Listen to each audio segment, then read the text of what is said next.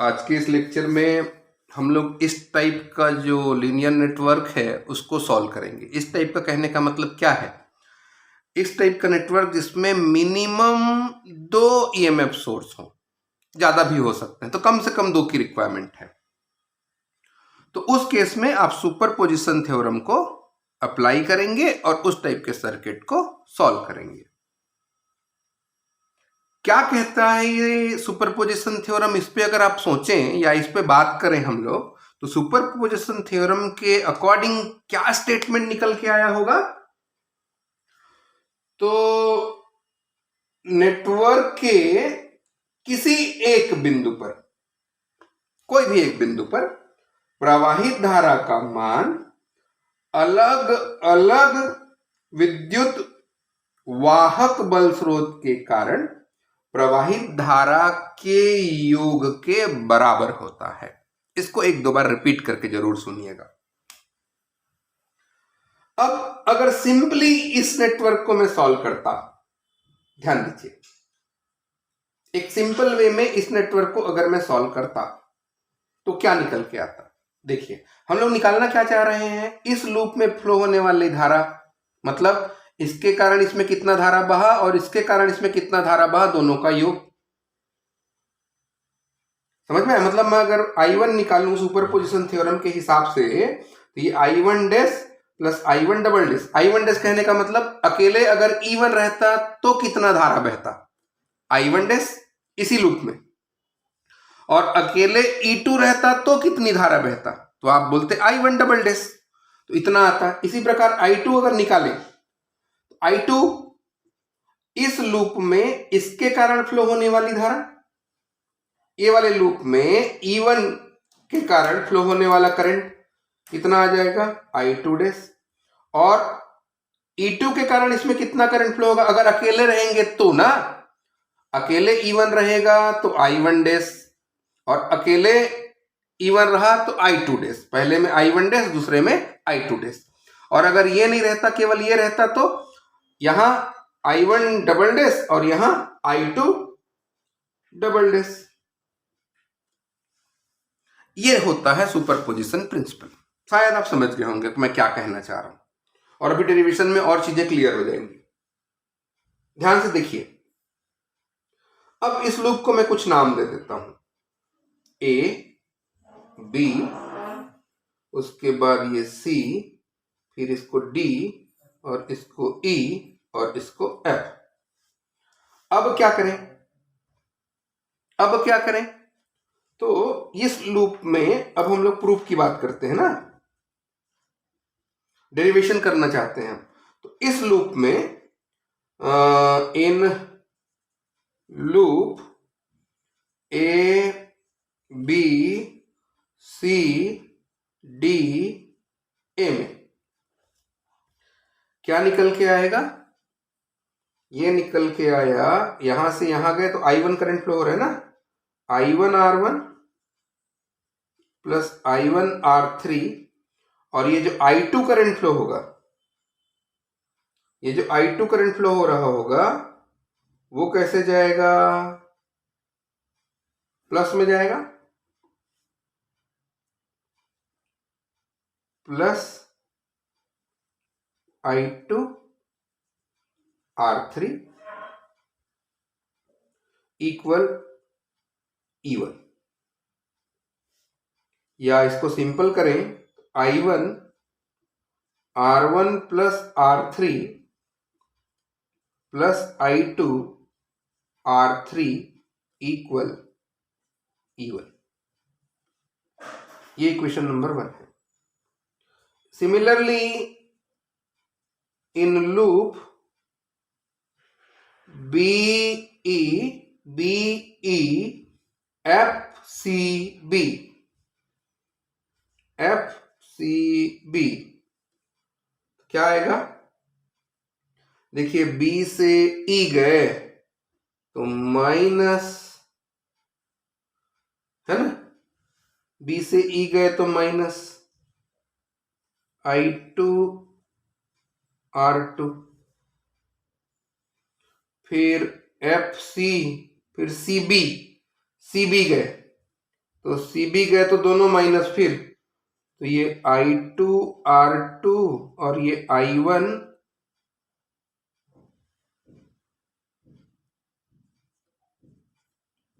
ठीक है, और ये हो जाएगा -E2।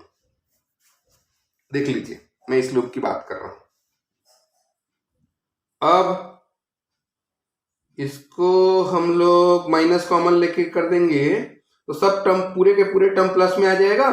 और इसको अगर सिंपल करें आप तो I1 R3 plus I2 R2 R3 E2, ये हो गया इक्वेशन नंबर 2। अभी हम सीधा सा किरचॉफ्स लॉ लगा रहे हैं और उसी से इसको सॉल्व करने की कोशिश कर रहे हैं और देखते हैं कि क्या आ रहा है।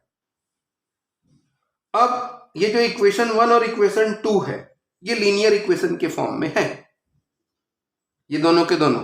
एक मैथमेटिकल टर्म शायद आप लोग को याद हो, जो आप लोग शुरू में करते थे। कैसे करते थे कि यदि a1x plus b1y plus c1 equal to 0 हो, और दूसरा इक्वेशन a2x b2y और c2 इक्वल टू 0 हो, तो इसको हम लोग फैक्टर मेथड से या गुणनखंड विधि से कैसे सॉल्व करते थे, फैक्टराइजेशन वाले से। x की वैल्यू कैसे निकालते थे आप, b1c2 minus b2c1 by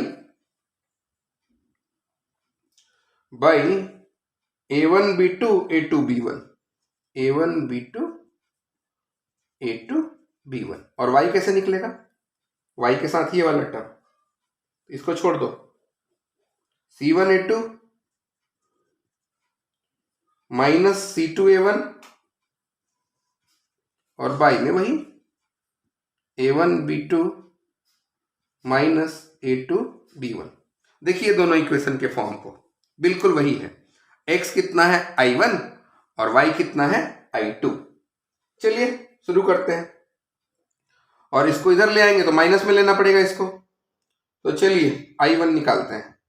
I1 यानी कि x, b1c2 ये हो गया b1, ये b1 और ये होगा c2 माइनस में। इक्वेशन को लिख दूं क्या, थोड़ा सा कॉम्प्लिकेटेड टाइप का लगेगा, तो फ्रॉम इक्वेशन 1 एंड 2 क्या मिला आपको, I1 R1 R3 plus I2, इसको लिख रहा हूं बेटा मैं, R3 E1 0, और एक इक्वेशन ये क्या निकल के आया, I1 R3 plus I2 R2 R3 E2 0। चलिए शुरू हो जाइए। I1 का मान निकालना है, B1 और C2, तो B1, ये B1 और ये C2 क्या निकल के आया भाई, यहां से R3 और minus E2 minus B2 R2 plus R3 और ये C1 by A1 B2 A2 B1 क्या निकल के आ गया, देखिए R1 R2 plus R2 R3, R1 R3 into R2 R3 और R3 R3।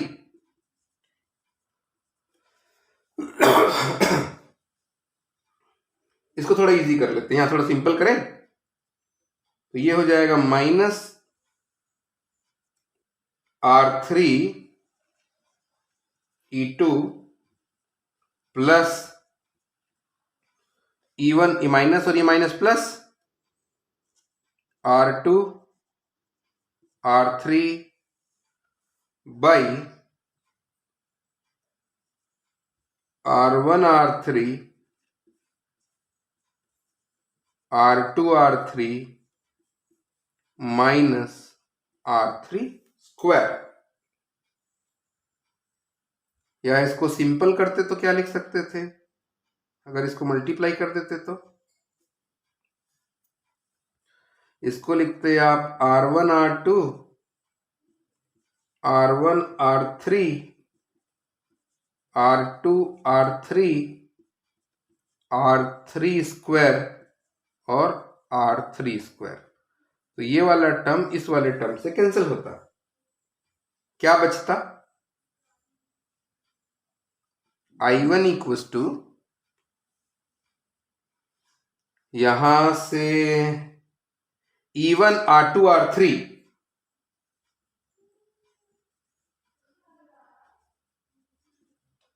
By R1 R2 R2 R3 और R1 R3 माइनस ये क्या R3 E2 बाई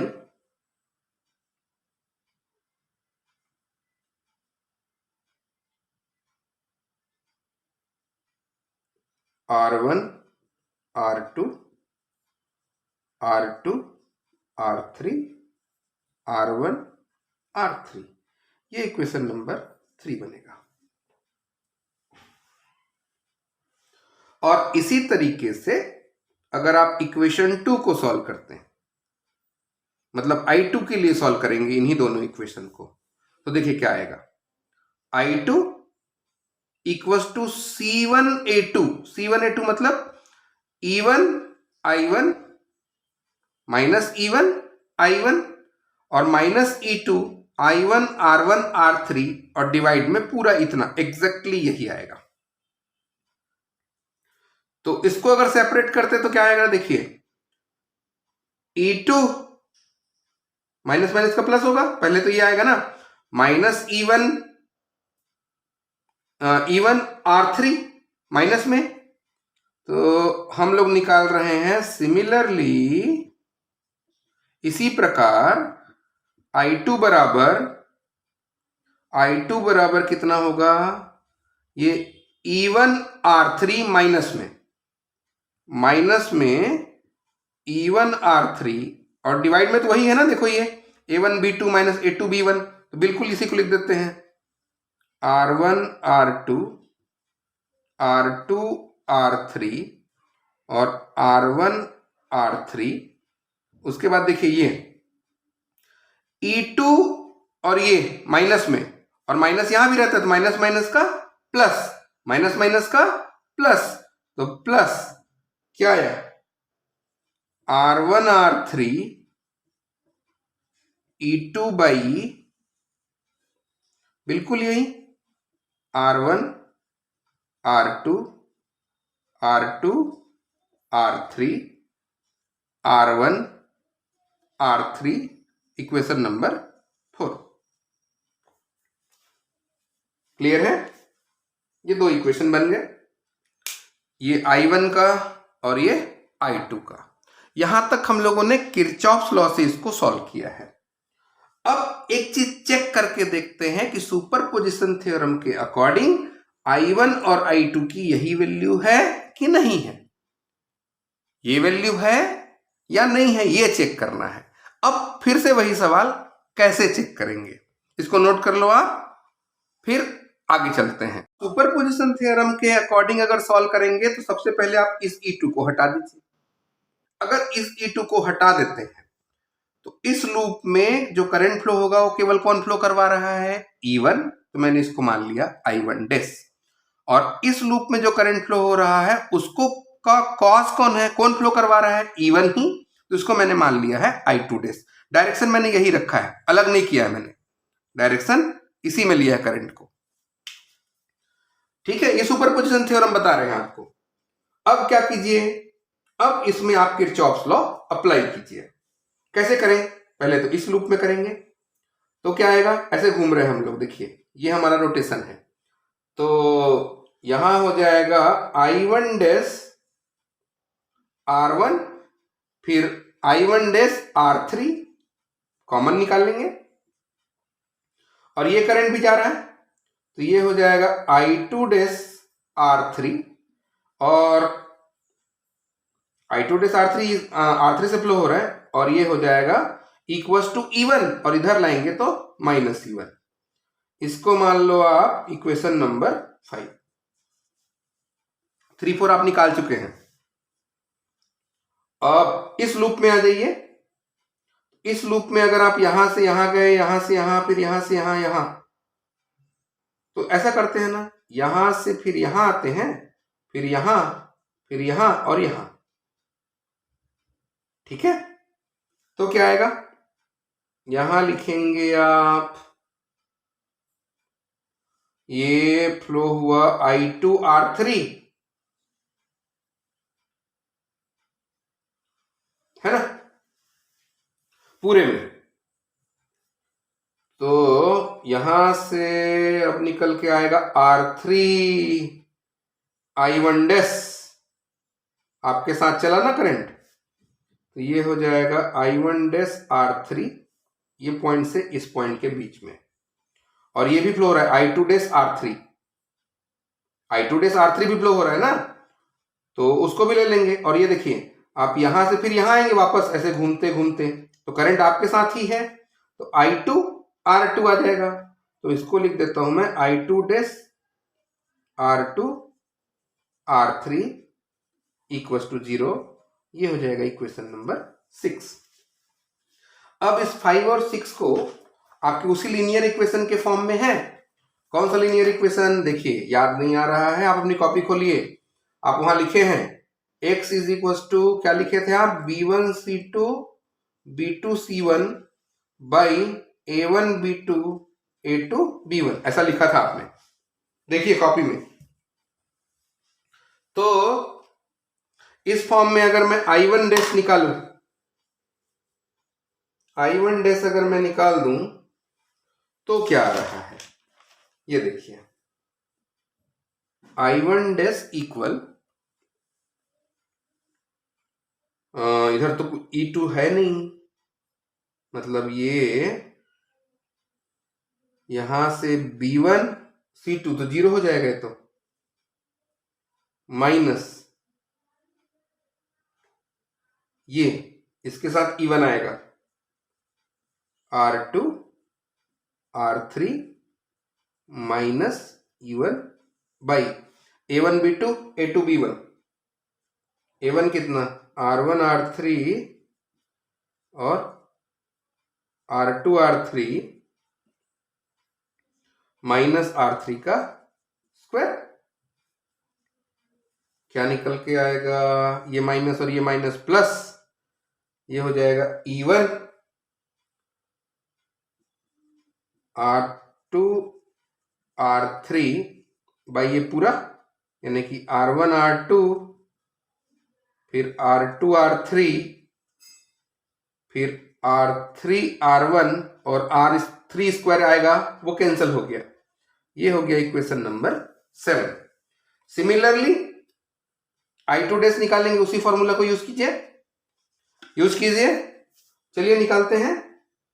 तो ये क्या आ जाएगा, I2 डैश की वैल्यू निकाल के देखिए, minus E1 R3 by R1 R2 R2 R3 और R3 R1, ये हो गया आपका इक्वेशन नंबर 8। ध्यान रखिए और इसको नोट भी करते जाइए।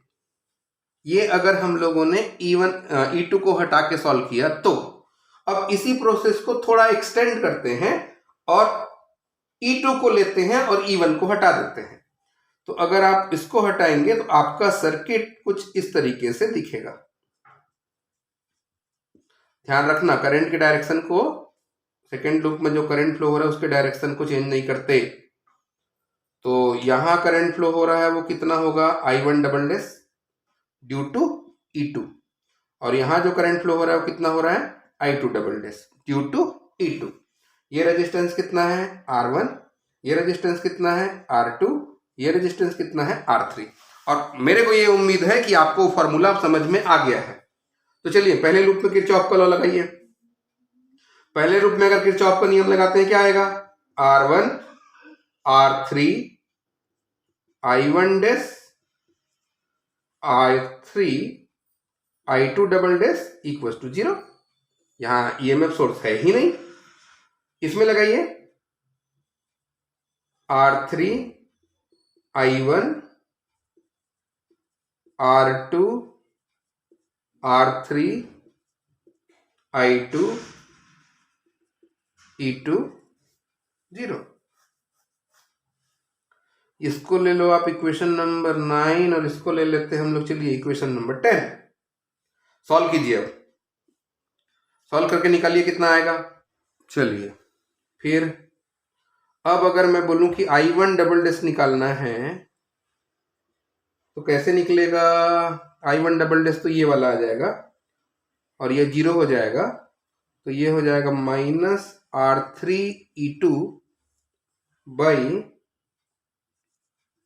R1 R2 R2 R3 और ये R3 R1, equation number 11। Similarly I2 dash निकाल के देखिए तो ये निकल के आएगा R1 R3 E2 और ये हो गया R1 R2 R2 R3 और ये R3 R1, राइट। ये निकल के आ गया आपका 12। इसको आप पॉज करिए और सॉल्व करके निकाल के देखिए यही आ रहा है कि नहीं, और मेरे को बताइए ये आ रहा है या नहीं मिला। ठीक है, अब एक काम करते हैं, हम लोग ने कहा था कि I1 is equal to I1 dash और I1 डबल डैश होता है। ये कौन बताए हैं आपको, सुपरपोजिशन प्रिंसिपल। और अपनी कॉपी में देखिए आपने किरचॉफ लॉ यूज करके कितना निकाला था I1 की वैल्यू। चलिए I1 निकालते हैं, तो I1 इक्वल टू कितना, I1 डैश किधर है, ये है I1 डैश। कितना लिखेंगे आप, कितना लिखेंगे आप, वैल्यू करके सॉल्व करके लिखेंगे। ये देख लीजिए, चेक करिए आ रहा है कि नहीं आ रहा है। I1 के साथ मिला के देखिए कितना आ रहा है। I1 के साथ कितना आया था, E R2 R3 R1 R2 R2 R3 R3 R1 minus ये R3 E2 R1 R2 plus R2 R3 plus R3 R1, ये वाला सिद्ध हो गया, प्रूव्ड है। I1 डैश और I1 डबल डैश। चलिए I2 निकाल के देखिए, अपनी कॉपी में देखिए I2 आपने कितना निकाला था, I2 कितना निकाला था आपने, R1 R3 E2 और R1 R2 plus R2 R3 plus R3 R1 minus ये वाला E1 R3 R1 R2 R2 R3 और R3 R1, मतलब ये भी प्रूफ हो गया I2 dash plus I2 double dash. फायदा क्या हुआ, अब हम लोग को लेंदी प्रोसेस में सॉल्व करने की जरूरत नहीं है। सीधा आप एक काम करिएगा, जो भी गिवन सर्किट रहेगा उसके इसको हटा देंगे, करंट निकल आया, इसको हटा दिए, करंट निकल के आया, और दोनों का जो करंट निकल के आया है इन दोनों लूप में ऐड कर दीजिए सीधा सीधा, तो आपको ये आंसर मिल जाएगा। ये है आप लोग का सुपरपोजिशन थ्योरम। एक बार रिवाइज कीजिए, रिपीट कीजिए और मेरे को जरूर बताइए कि ये चीजें आपको क्लियर है या नहीं है। ठीक है, रेसिप्रोसिटी थ्योरम हमने पढ़ लिया है।